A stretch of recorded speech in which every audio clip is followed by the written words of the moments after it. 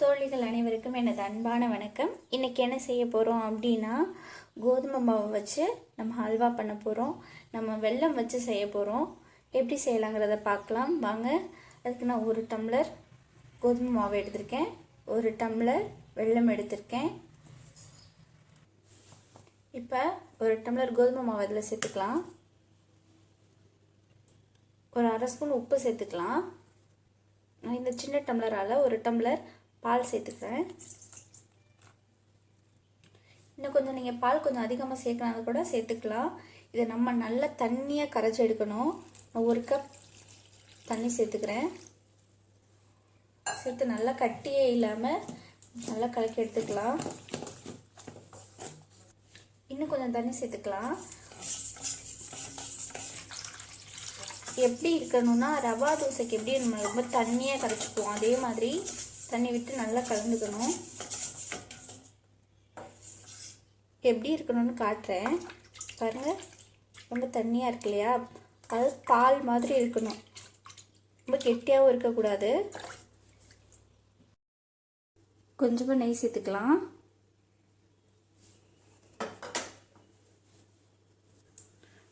முந்திரி பருப்பை நல்லா பொன்னிறமாக வறுத்து எடுத்துக்கலாம்.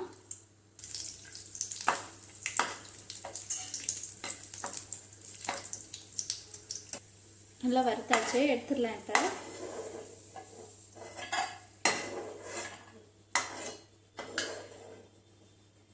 இதோட நம்ம கோதுமை மாவு தண்ணி கலந்து வச்சுருந்தோம் இல்லையா, இதோட ஊற்றிக்கலாம்.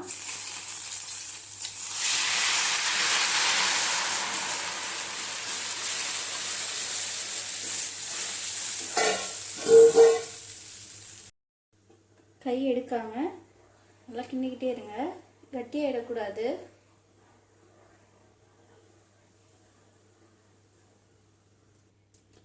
நல்லா கிண்ட நல்லா கெட்டியாகிட்டே வரும். இப்போ நம்ம 1 கப் வெல்லம் வச்சுருந்தோம் இல்லையா, 1 டம்ளர், அது இதோட சேர்த்துக்கலாம்.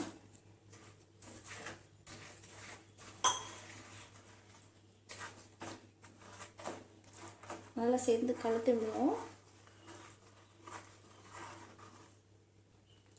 நல்லா வெல்லம் கரைஞ்சிருச்சு.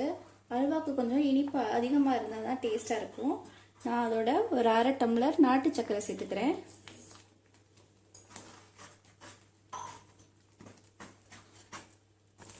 கை எடுக்காமல் கிண்டிக்கிட்டே இருக்கணும், இல்லைன்னா கெட்டியாகிடும், அடி பிடிச்சிடும். இப்போ அதில் கொஞ்சம் நெய் சேர்த்துக்கலாம். நல்லா சேர்ந்து கலந்துக்கலாம்.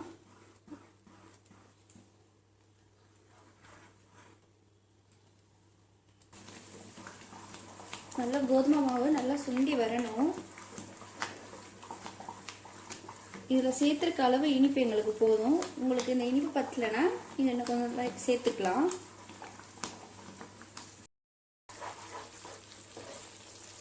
அல்வா பழத்துக்கு இப்போ தான் லைட்டாக வந்திருக்கு. இந்த டயத்தில் 1 ஸ்பூன் நான் ஏலக்காய் தூள் சேர்த்துக்கிறேன். வறுத்து வச்சுருந்தோம் இல்லையா முந்திரி, அதையும் சேர்த்துக்கலாம். சேர்த்து நல்லா கலந்துக்கலாம்.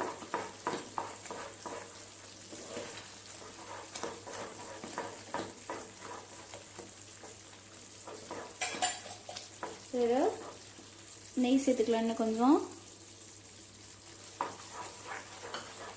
நல்லா சுண்டி வரணும்.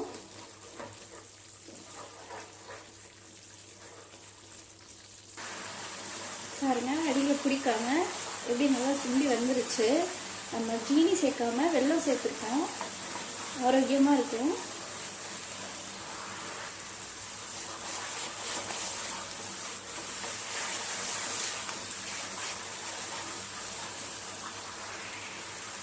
ஹல்வா செய்கிறதுக்கு பொறுமையாக இருக்கணும், பொறுமையாக கிண்டிக்கிட்டே இருக்கணும், அதுதான் முக்கியம்.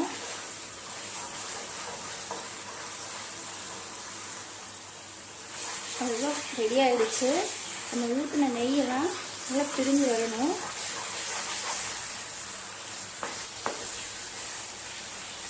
நல்லா சூப்பராக ஒட்டாமல் அதுதான் ரெடி ஆகிடுச்சு.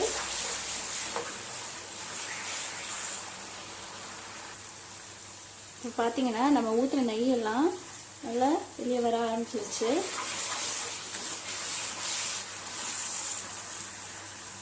நல்லா திரும்பி வந்துருச்சு.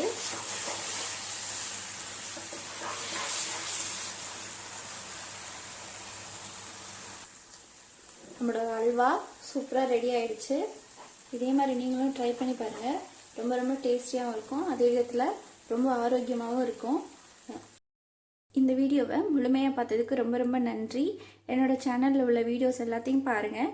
பிடிச்சது அப்படின்னா லைக் பண்ணி ஷேர் பண்ணி சப்ஸ்கிரைப் பண்ணுங்கள். நன்றி.